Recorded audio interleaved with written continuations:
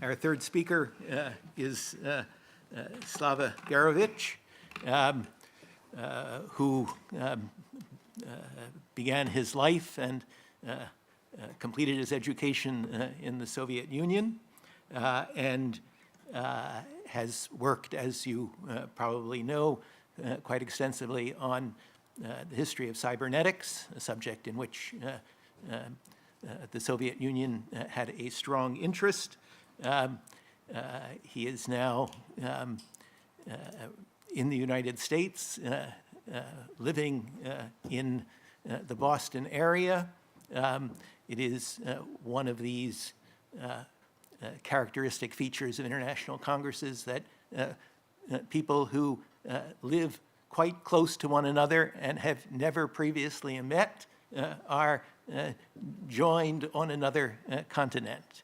And so I'm very happy to make Slava's acquaintance and look forward to renewing the acquaintance in Boston. Thank you very much, Paul. I wish to thank the organizers, the National Committee, the International Committee, the Transnational Committee for bringing together this conference. When I got the invitation from Alexei and I read the title, Dark Matters, I asked him, why such a gloomy title? You could have called it Light Years to indicate how easy it was to get funding for science, especially if you cater to military patterns.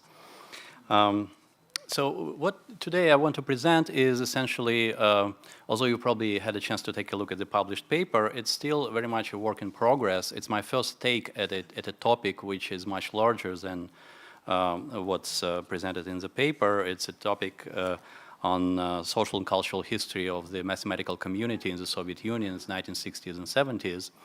And so there are several very important aspects to it, which I just touch upon in this paper, including discriminatory policies at Moscow State University, admissions policies at Moscow State University, the creation of a network of specialized mathematical schools.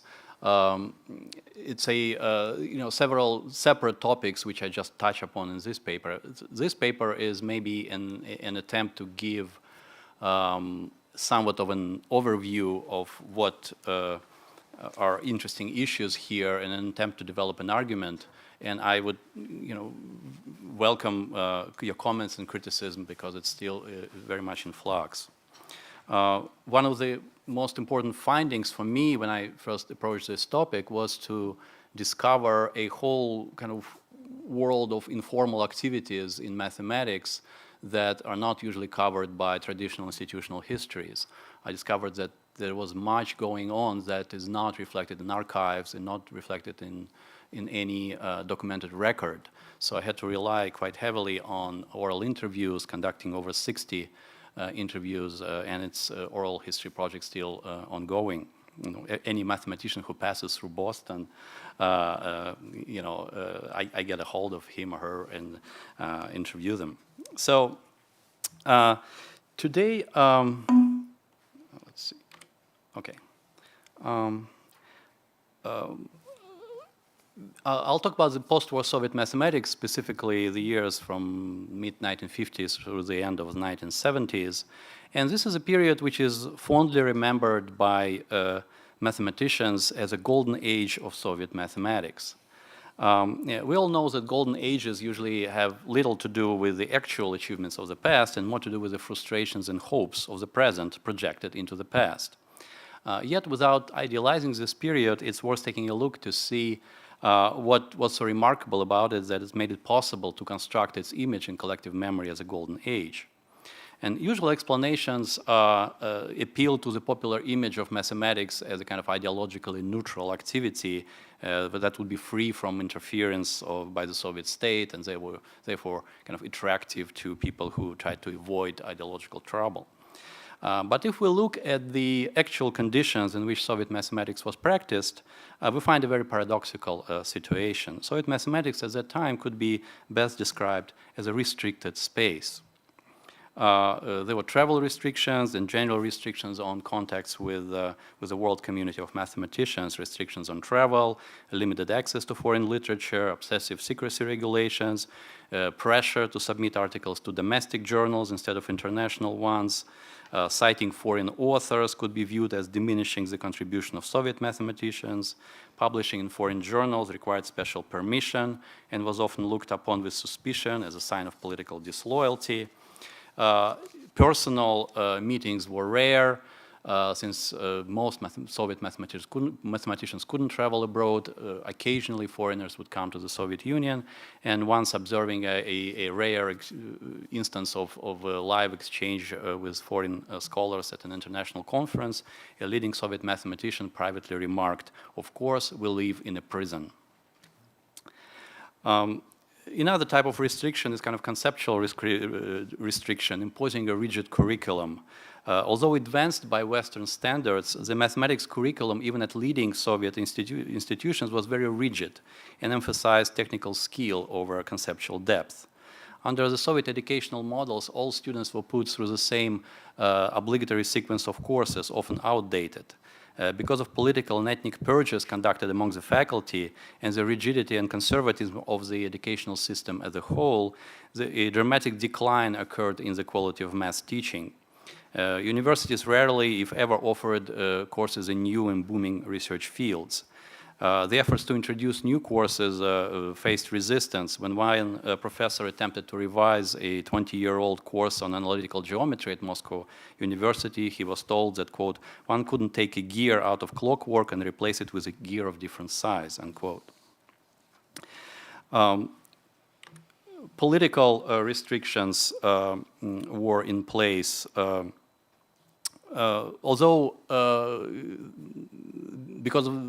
despite the limitations of its curriculum, the Faculty of Mechanics and Mathematics of Moscow University was still the best place to get mathematical education in the Soviet Union. But the admission policies to Moscow University, it varied at different times, but specifically with respect to mathematics in the early 1970s, the policies were changed to impose very rigid restrictions on who could or could not be admitted to the university.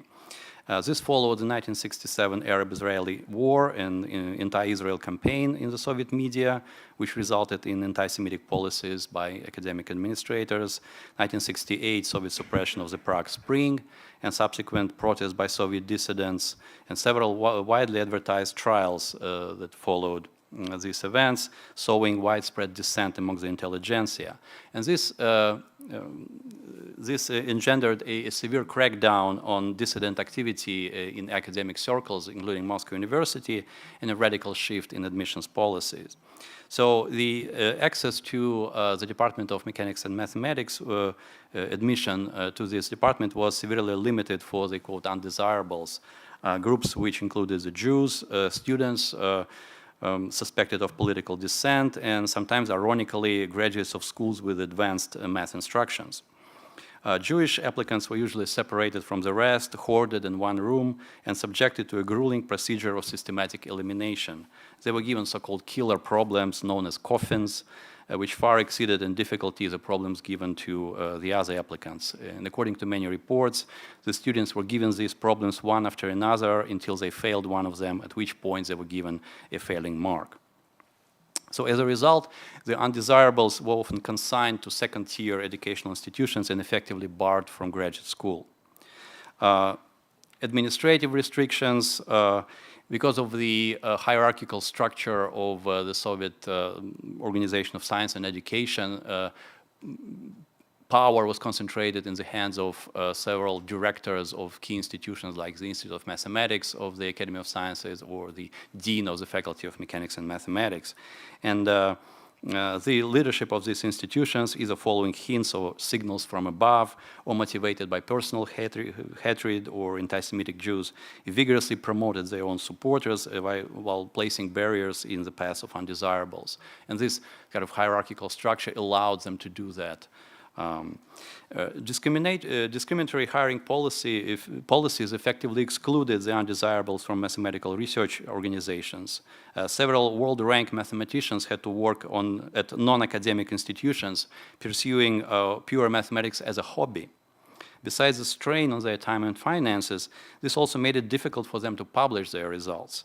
Most scholarly journals in the Soviet Union required certification that a submitted article didn't contain classified or restricted information. So one had to obtain a clearance certificate at one's workplace, and it was very difficult to obtain a certification for a person who is not an employee of an institution officially designated to carry out research in pure mathematics. So they just couldn't obtain a permit to publish their article. And finally, there were even physical restrictions. Fences were built around significant research institutions, including Moscow University. This is a fence around Moscow University, which is still there, by the way. So in order to get into the building of Moscow University, one had to pass through a guarded gate, show ID, and if you didn't have an ID, you had to climb a fence, which some mathematicians had to do in order to get to some seminars held at Moscow University. So all these factors worked against the creation of a fully functional mathematical community. In other words, the conditions in which Soviet mathematics developed in this period looked like a recipe for disaster, not for a golden age. And Soviet mathematicians developed a number of strategies to overcome the restrictions faced by their community. And these efforts resulted in the formation of what I call a parallel social infrastructure, which existed apart from and in some sense in opposition to the official institutions. The Soviet Union had a long-standing tradition of math circles in which university students ran study groups with talented high school students going back to the 1930s. In the post-war period, the same model of volunteer instruction of talented students was extended to specialized math schools. In the early 1960s, several leading mathematicians and physicists made individual arrangements with school principals in major cities, with several principals, very few schools were part of that program, to open classes with advanced math instruction in mathematics and physics. Advanced classes in such schools were taught by undergraduate students, thus reducing the age and power differential between teachers and students, and facilitating an initiation of high school students into academic research culture. Math school graduates often returned to their schools to teach, establishing continuity in the transmission of mathematical culture and helping form a closely knit community.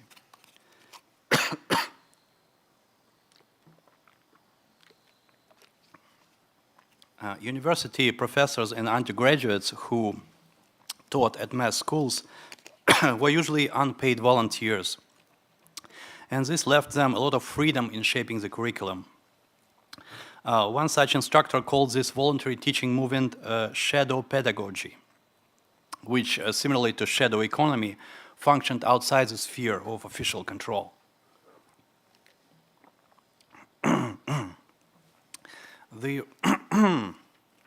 The relative autonomy of specialized schools made them attractive for non-orthodox and liberal thinkers.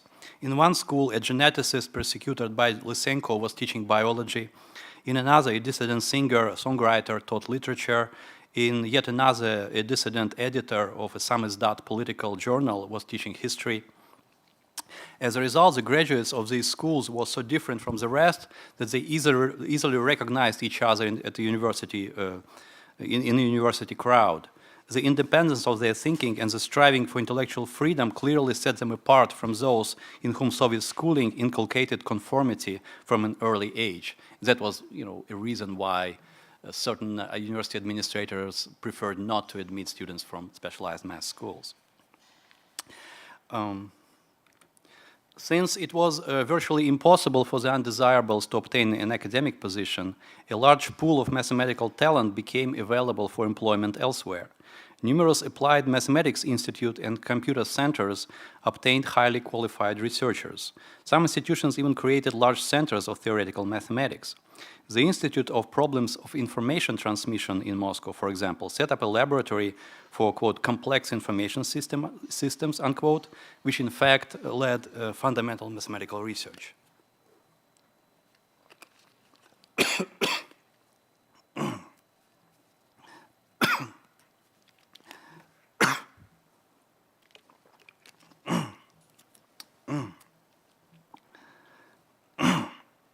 This laboratory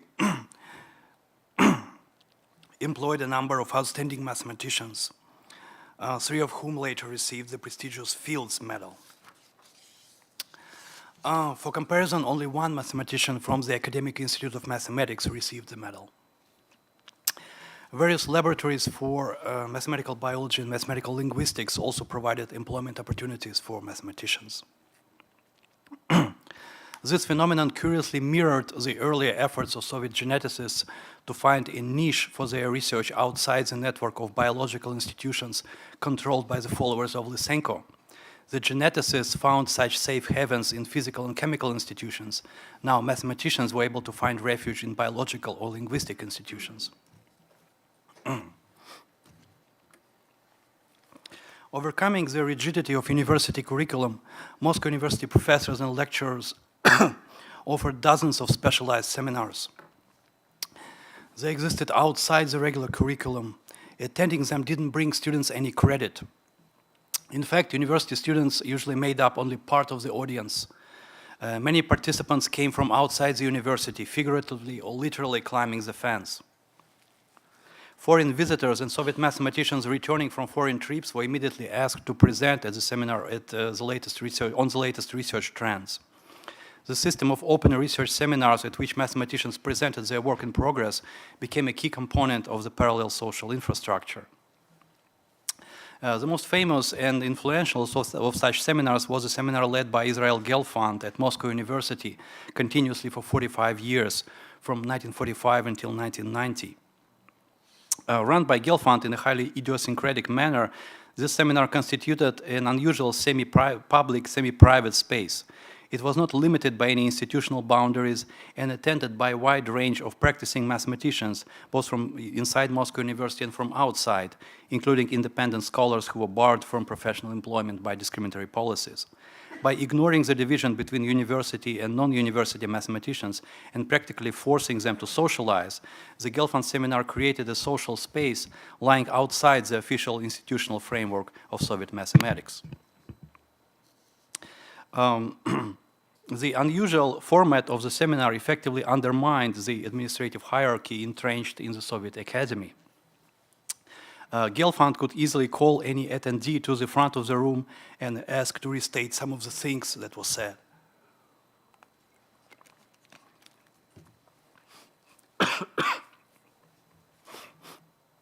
Those in the audience who were unwilling to come up to the podium and restate the statements of the speaker would be asked whether they came to study or just be part of the furniture. And everyone was forced to think intensely about the matters discussed and be ready to explain them in their own words.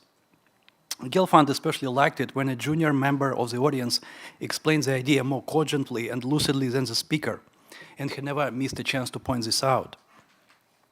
He deliberately sacrificed the comfort and sometimes the dignity of the speaker to the task of achieving collective understanding. By pitting junior listeners against senior speakers, Gelfand effectively broke social hierarchies and made his seminar a place where only intellectual expertise mattered, and mathematicians of different social status could discuss problems on an equal footing. The Gelfand seminar attracted young talent because it offered participation in the closely knit community, which had its own internal mechanisms for building a scholarly reputation, independent of one's status in the Soviet institutional hierarchy. How am I doing time-wise? You have another 3 minutes.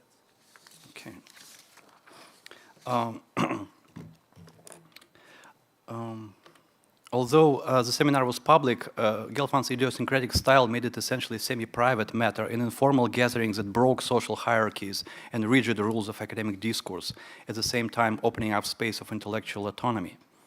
Under various political and institutional pressures, Soviet mathematicians increasingly shifted their work activities to informal settings. Instead of public spaces, mathematics was often practiced in private or semi-private spaces, in home kitchens, at summer dachas, during nature walks, at individual meetings with volunteer mentors, or at seminars which were not part of the formal educational system, such as the Gelfand seminar. Foreign visitors were first appalled by the Russian manner of holding academic meetings in private apartments, but they soon came to like it. The American mathematician Robert McPherson of the Institute of Advanced Study at Princeton has visited Moscow many times since the 1970s. He has recalled, quote, "There were no offices. People would gather over kitchen tables. These kitchen tables in Moscow are the warmest places I've ever seen.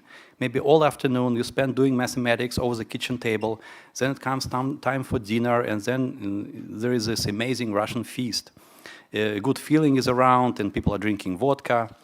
Every apartment had a good kitchen table, and it was usually the only table in the house you could possibly do mathematics at, and that's where it was always done. It was a very social place, a very warm space. It was strange, of course, because at the same kitchen table where you would discuss mathematics, you couldn't discuss politics, because everybody assumed that there was some bug planted somewhere. Penalties were very strong for doing the wrong thing politically, but socially and mathematically, it was a paradise." Another private space commonly used for mathematical work was a dacha, which many senior mathematicians own or rented for the summer or the winter. I'm trying to sort of contrast the role of dacha in Soviet mathematics with what historian David Kaiser has dubbed the post-war suburbanization of American physics. With the rise of physics graduate school enrollments and growing employment of physicists in industrial research and the powerful appeal of consumer lifestyle, Kaiser observes physicists en masse moved to suburbs, becoming increasingly alienated from their colleagues. And senior American physicists often lamented the loss of friendliness, intimacy, and personal contact, accusing the younger generation of viewing physics merely as a 9-to-5 job rather than a calling. If an American suburb becomes a symbol of alienation and rampant consumerism, the Soviet dacha in the post-war period embodies the idea of escape from urban routine, the notion of freedom and a friendly company.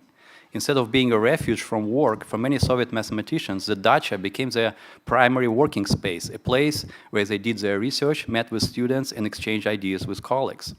If the American feminists' motto in the 1970s was "the personal is political," the Soviet mathematicians made the mathematical personal.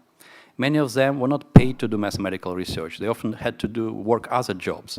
By devoting their free time to mathematics, they felt being part of a like-minded community and acquired a sense of self-worth. We might call this Dachanization of Soviet mathematics, the emergence of a community dedicated to a mathematical way of life beyond any formal work duties or study requirements. For them, mathematics was a way of life, not very comfortable, but exciting and highly rewarding. Not in the sense of formal distinctions or institutional careers, but in the sense of hard-won recognition by their peers. And just a last conclusion, one paragraph. Although it would be difficult to draw a strict line between official institutions and this parallel social infrastructure, because there were many overlaps and intersections, the two systems sort of presupposed each other, almost like open economy and shadow economy in the Soviet Union. But in one sense, the line between the official establishment and the parallel social structures in Soviet mathematics was clear. The latter presupposed an alternative value system, a cultural environment in which mathematicians cultivated a group identity distinct from the officially declared Soviet values. Their position as outsiders fostered their sense of social and cultural exclusivity. With career paths effectively close to them, they didn't have much choice but to cultivate an idealistic ethos of detachment from material reward. They viewed the sublime world of mathematical thought not just as a refuge from harsh realities of Soviet life, but also as a foundation of shared identity with the world community of mathematicians. And when in 1978, at the World Congress of Mathematicians, the Fields Medal was awarded to a Soviet mathematician, Grigory Margulis, who came from this parallel social infrastructure, structure and worked at Applied Mathematics Institute because he couldn't be employed at the academy. He was given that medal over the objection of the official Soviet representative in the Union. So ironically, this transnational identity emerged from the interplay of Cold War tensions, local institutional politics, and daily Soviet culture.